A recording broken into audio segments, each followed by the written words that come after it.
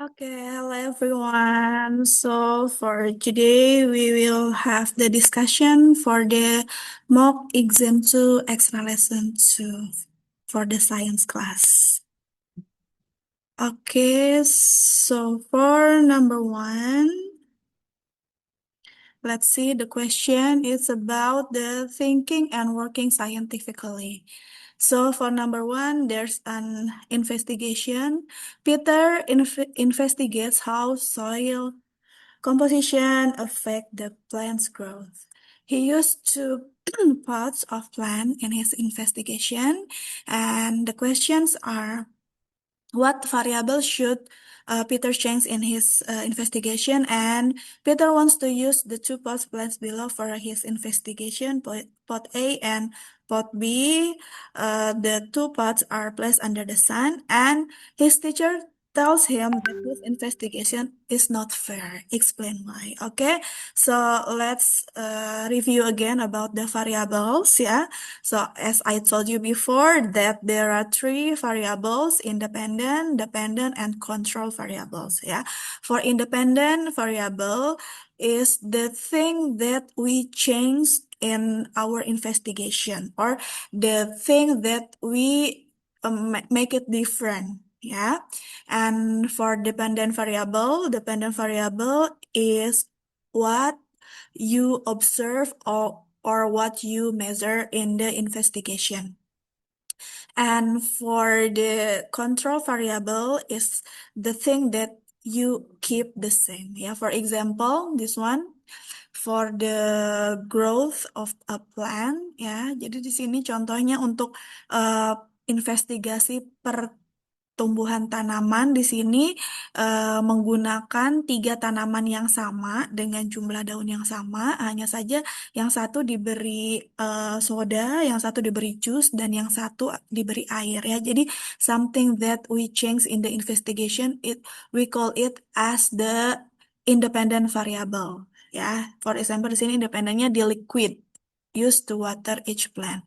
And for dependent adalah something that we measure or we observe. For example, di sini yang diamatinya adalah pertambahan tinggi ya di sini atau the height of the plant gitu ya.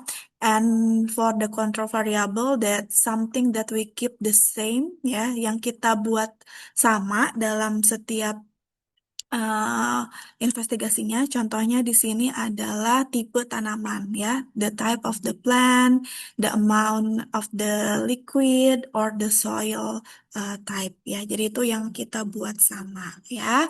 Jadi pada per percobaan juga di sini percobaan ini harus adalah fair ya. The fair test itu maksudnya adalah a fair test is one where only one variable is changed while all other variables are controlled ya. For example tadi yang di rubahnya itu hanya liquidnya saja gitu. Liquidnya itu yang berbeda-beda ya. Oke, jadi untuk yang pertama ya, what variable should Peter change in his investigation itu adalah the type of soil used for each pot of plants ya. Jadi di situ karena kan dua-duanya sama-sama di bawah matahari. Jadi dia yang ingin dia ketahui adalah tipe dari soilnya, yaitu yang dibedakan. Nah, kemudian Peter wants to use the two pots of plants for his investigation, tapi dibilangnya ini salah. Salahnya itu kenapa gitu ya. Nah, jadi tadi kan ada variabel yang harus dibuat sama ya. Salah satunya misalnya tadi jenis tanaman dan kalau dari konteks soal ini adalah si tanamannya tidak memiliki jumlah daun yang sama ya. So the two pots of plants do not have the same number of leaves. He should use plants with the same number of leaves for his investigation. Ya, jadi agar fair test berarti si jumlah leaves-nya juga harusnya mencari yang sama sehingga nanti bisa dibandingkan dengan fair ya. Oke, jadi ini untuk pertanyaan nomor satu. Oke, silakan teman-teman kalau belum sesuai ya bisa ditambahkan penjelasannya atau bisa diperbaiki ya untuk jawabannya.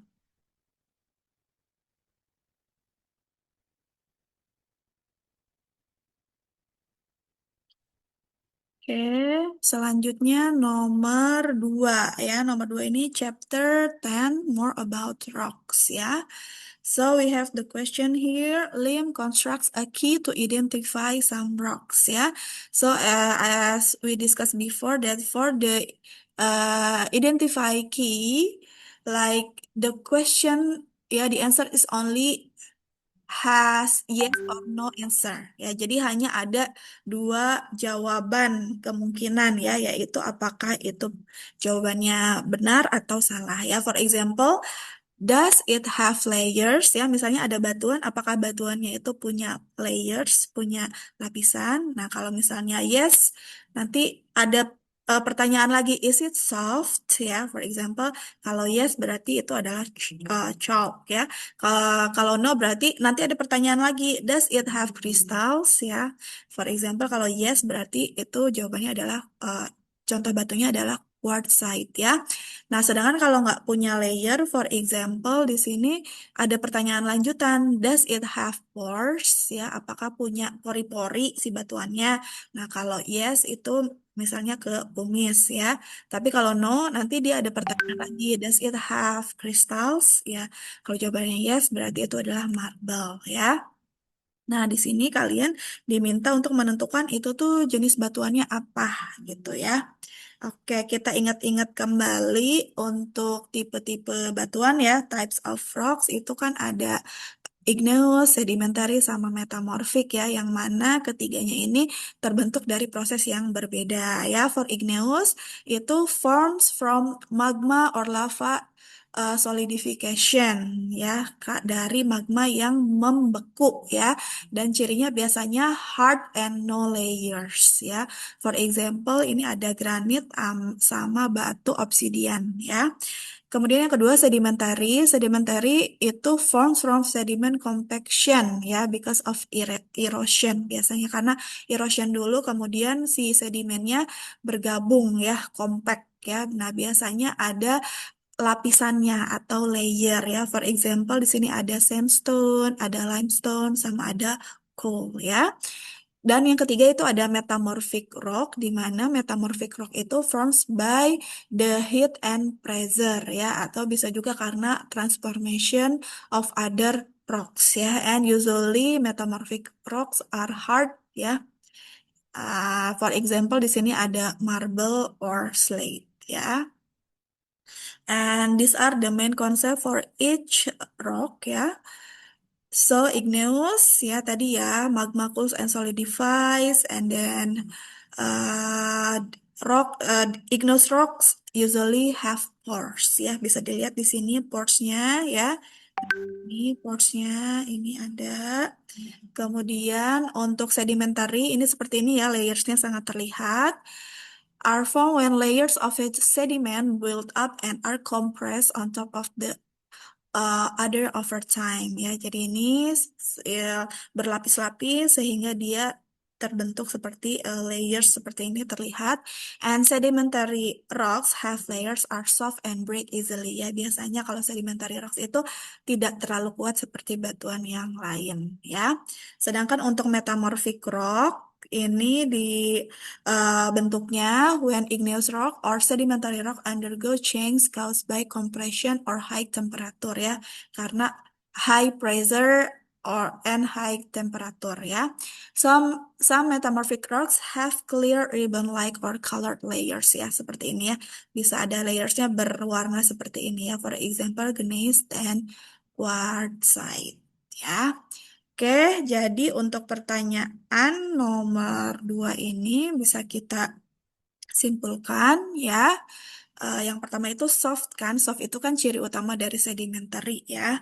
Nah, sedimentary, it chalk berarti sedimentary, kemudian yang no soft ya, tidak tidak apa halus ya, berarti ini di sini ciri lainnya punya kristal ya, dan si quartzite itu adalah contoh dari metamorphic ya. Does it have layers? Ya, layers di sini no. And does it have pores? Itu yes. Nah, itu contohnya igneous ya, pumisnya. Dan yang marble-nya di sini adalah metamorphic ya. So we can complete the table ya, like this ya. Jadi chalk itu adalah sedimentary, quartzite itu adalah batuan metamorfik, dan pumice itu adalah igneous, dan marble itu adalah metamorfik ya. For question B, suggest where you can find the pumice ya, give your reason ya. Nah, karena di sini pumice adalah igneous ya, di mana igneous ini it can be found near volcanoes ya, dan biasanya has pores, and this shows that it was formed from lava that cooled quickly ya. Oke, jadi ini penjelasannya. Jadi teman-teman silahkan bisa ditambahkan ya.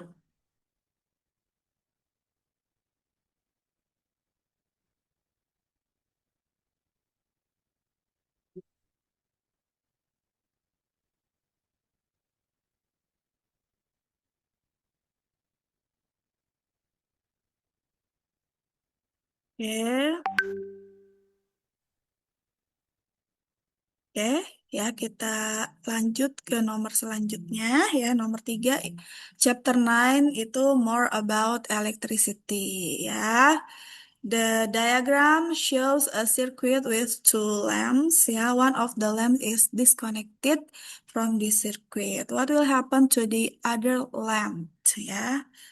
Tick the correct answer ya. Ini tentang sirkuit ya. Oke, kita ingat-ingat kembali ya konsepnya tentang sirkuit, terutama yang series and paralel ya. Oke, yang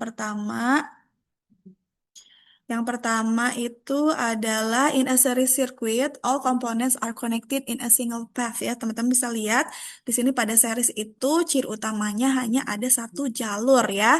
There is only one path for electricity to flow in. So a break in any part of the circuit will open the circuit ya. Jadi di sini kalau misalnya ada salah satu yang rusak gitu ya. Nah, ini akan membuat sirkuitnya menjadi terbuka, which is aliran listriknya menjadi tidak bisa diteruskan ya. Kemudian the lamps share the electricity from the cell equally ya. Jadi di sini karena melalui satu jalur ya, jadi share the electricity-nya sama ya antara lampu satu dengan lampu yang lain. Ya, main konsep yang untuk paralel sirkuit ya, teman-teman bisa lihat kalau paralel itu lebih dari satu path, satu jalur ya. The components are connected in separate paths, and electricity flows through each path separately. So a break in one path will not open the circuit ya. Jadi karena pada paralel itu dia ada pada jalur yang berbeda. Jadi kalau misalnya ada satu yang rusak ya, atau satu yang pecah ya, itu lampu yang lain bisa tetap menyala ya, karena mereka pada aliran yang berbeda ya. The same amount of electricity from the cell passes through each lamp ya. Jadi di sini the electricity-nya itu sama ya. Assalamualaikum. Waalaikumsalam.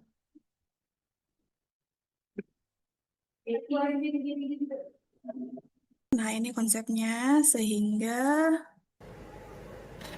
kita di sini contohnya paralel untuk series. Nah, ini sama ya terangnya. Nah, ini yang paralel. Nah, ini bisa dibandingkan, mereka lebih terang dibandingkan yang series ya.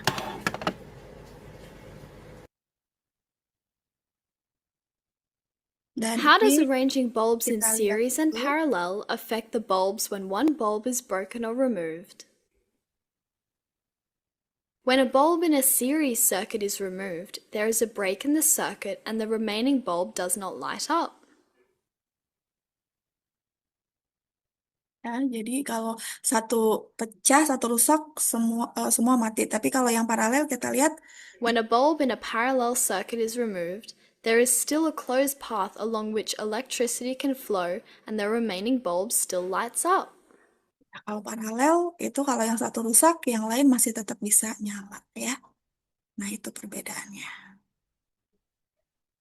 Dan kalau dibandingkan dari terangnya, yang paralel itu lebih terang daripada yang. Oke ya, jadi untuk nomor 3 di sini dapat kita simpulkan karena dia adalah rangkaian seri ya, jadi ada satu yang disconnected berarti yang lainnya juga menjadi mati ya, atau it will not light up. Oke, silakan dibetulkan jawabannya. Nah, kemudian yang nomor 4 juga masih berhubungan ya dengan soal sebelumnya. In the circuit below, one of the lamp is broken ya. Tapi di sini rangkaiannya itu adalah rangkaian paralel. So, take the two correct statements ya. Berdasarkan pembahasan kita yang tadi, berarti yang betul adalah the circuit has several paths for electricity to flow ya, karena dia paralel.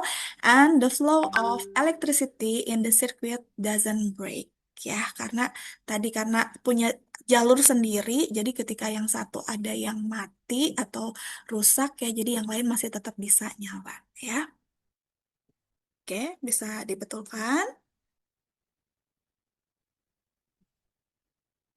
Ya, selanjutnya nomor 5 ya, masih tentang sirkuit juga ya, tetapi di sini berhubungan eh, dengan thinking and working scientifically ya. Jadi di sini ada three circuits yang semuanya disusun secara series ya. Nah, kalau kalian amati di sini eh, apa dibilangnya, the investigation is not a fair test ya. A fair test give two reasons ya. Di sini kita lihat ya, seperti yang kita bahas tadi di awal bahwa fair test itu hanya ada satu one thing that we change ya, hanya ada satu komponen yang kita rubah. Misalnya yang kalau kita rubahnya baterai ya udah berarti baterainya saja gitu ya. Kalau yang kita rubah lampunya berarti lampunya saja ya. Tidak bisa dalam satu percobaan itu ada yang baterainya dirubah, ada yang lampunya dirubah seperti itu ya. Nah, jadi kita lihat di sini untuk sirkuit E itu selnya ada satu gitu ya. Sedangkan sirkuit B and C itu selnya ada dua gitu. Nah, sedangkan untuk lampunya sirkuit A and B ada dua gitu, dan sirkuit C-nya ada satu gitu ya. Jadi di sini kan berarti yang dirubahnya independennya itu lebih dari satu ya, sehingga ini tidak fair ya. Jadi kalau yang mau dirubah misalnya number of cell-nya aja misalnya, atau number of saja gitu ya. Jadi di sini kita bisa tulis the same number of lamps should be used in all three circuits ya, or the number of cells in the three circuits should be different ya, seperti itu ya. Jadi di sini tidak fair gitu. Oke ya, silakan teman-teman bisa dilengkapi. Ya, untuk pertanyaan yang B, which circuit will have the brightest and the dimmest lamps? Ya, mana yang paling nyalanya terang, paling terang dan paling redup ya. Nah, di sini berarti yang paling terang itu adalah yang punya dua sel dan satu lampu saja ya, yaitu sirkuit C. Dan yang paling redup ya, itu berarti yang satu sel dan dan dua lampu. Ya. Oke, yang selanjutnya ya, nomor 6 ini tentang effects of forces ya. Di sini you have to complete the statement about mass and weight ya. Do you still remember what are the difference between mass and weight? Oke, kita ingat-ingat lagi ya konsepnya. Mass is a measure of how much matter an object is made up of ya. Jadi di sini adalah jumlah dari meter ya yang menyusun suatu objek atau benda ya. Mass is measured in units such as grams or kilograms ya. Jadi satuannya untuk menghitung mass itu adalah eh, kilogram ya. Nah, selanjutnya the gravity of Earth pulls object towards the center of Earth ya. Jadi di sini ada juga gaya gravitasi yang menarik benda-benda menuju ke pusat bumi. And weight is a measure of the effect of gravity on the object ya. Jadi weight itu sendiri adalah eh, apa yang dipengaruhi oleh gravity dari suatu benda ya. And weight is measured in the unit newtons and weight will change in the gravity change ya. Jadi kalau weight itu ketika besaran gravitasinya berubah, itu weightnya juga akan berubah ya. Berbeda dengan mass. Kalau mass itu tidak dipengaruhi oleh gravitasi sehingga mass itu akan tetap sama walaupun berada di eh, planet yang berbeda gitu ya.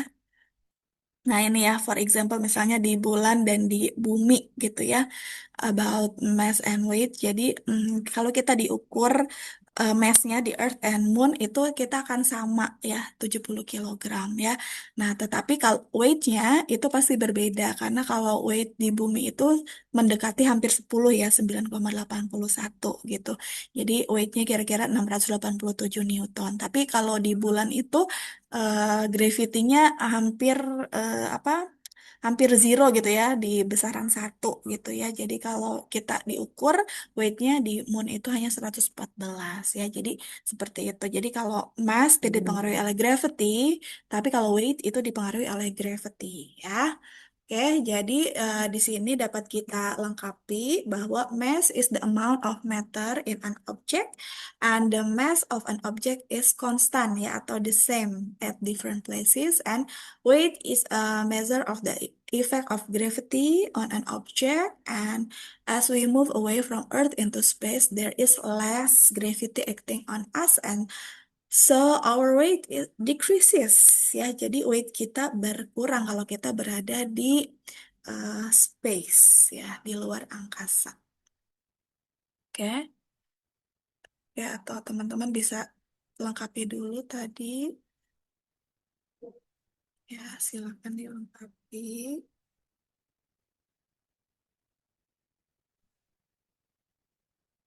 Oke, nah selanjutnya nomor 7 juga ini masih sama ya. Masih tentang effect of forces about mass and weight ya.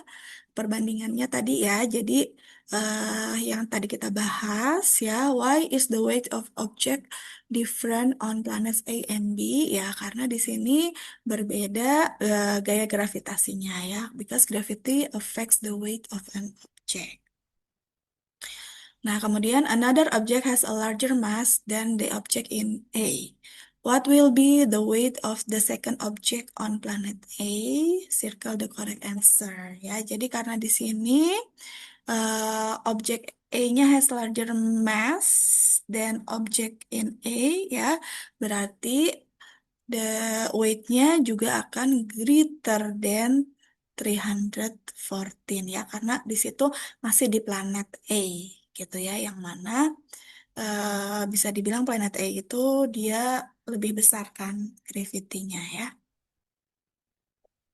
Oke, silahkan bisa dilengkapi.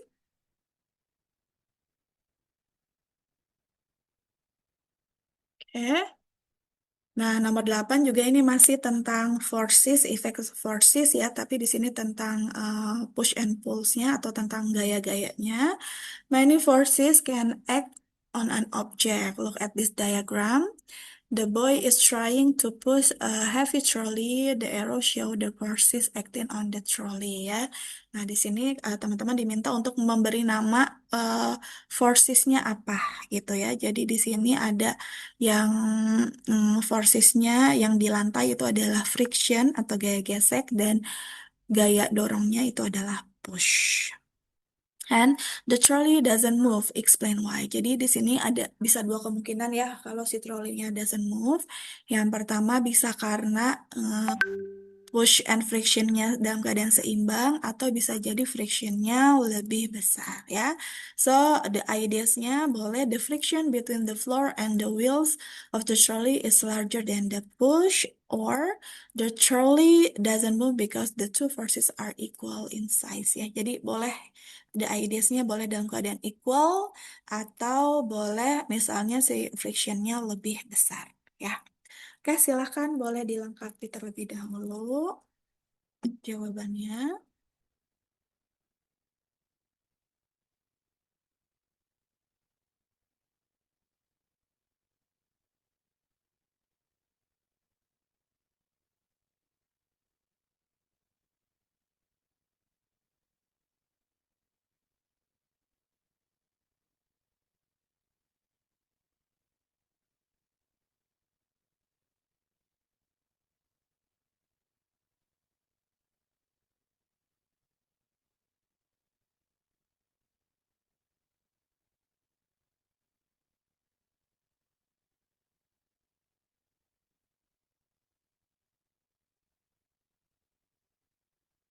Oke, kita ke next question.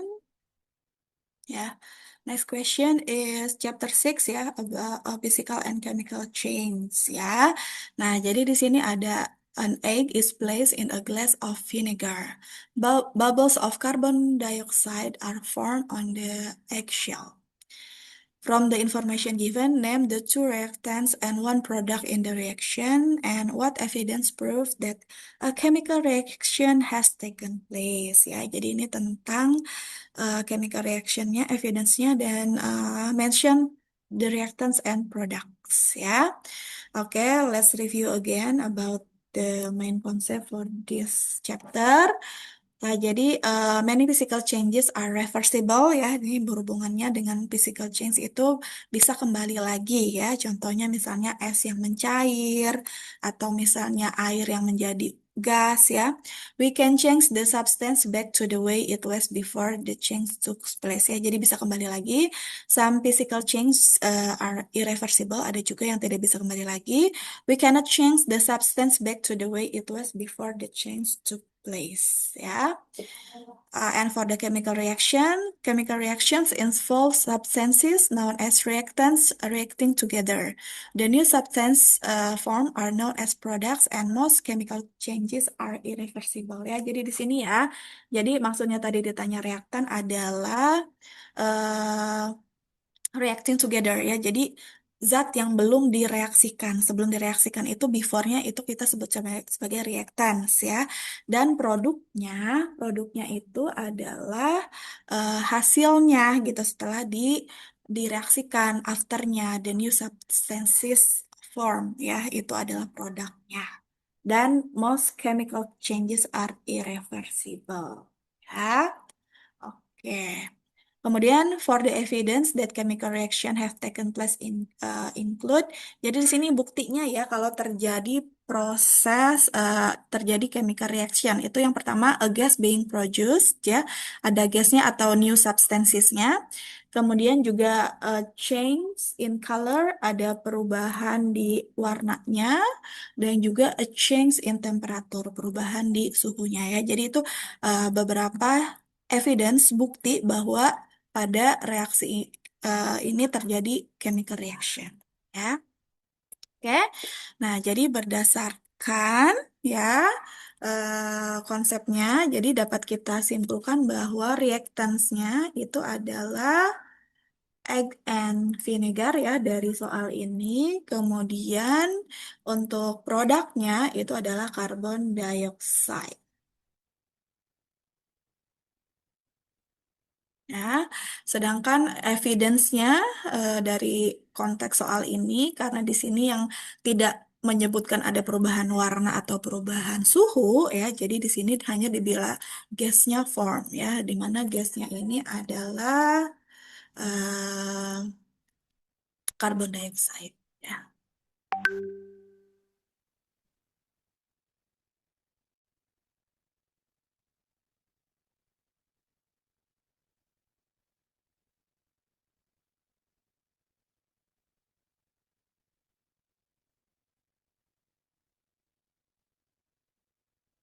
Ya, silakan dilengkapi.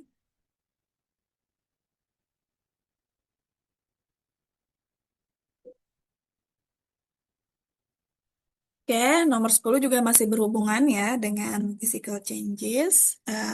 Dasar the chemical ya, chemical reaction. Di sini, Sui adds a piece of metal to a liquid in a beaker. She makes the following observations. The beaker becomes warm and the bubbles all form on the surface of the metal and the metal gets smaller after some time. Ya, jadi ini juga masih chemical reaction. Ya, jadi why does the beaker become warm ya? Jadi kenapa sih beakernya menjadi hangat gitu ya? Nah, di sini kenapa hangat? Karena pastinya ada kenaikan suhu ya. There is an increase in the temperature of the contents of the beaker ya. Because of the chemical reaction, temperaturnya naik sehingga beakernya menjadi hangat ya. A chemical reaction has occurred. How can you tell? Nah, ini evidence-nya tadi ya. Nah, salah satunya di sini the metal gets used up and becomes smaller ya. Jadi bisa dari suhunya gitu ya atau bisa dari metalnya yang mengecil ya. Berarti kan itu terjadi reaksi ya. Oke, silakan teman-teman bisa ditambahkan ya jawabannya.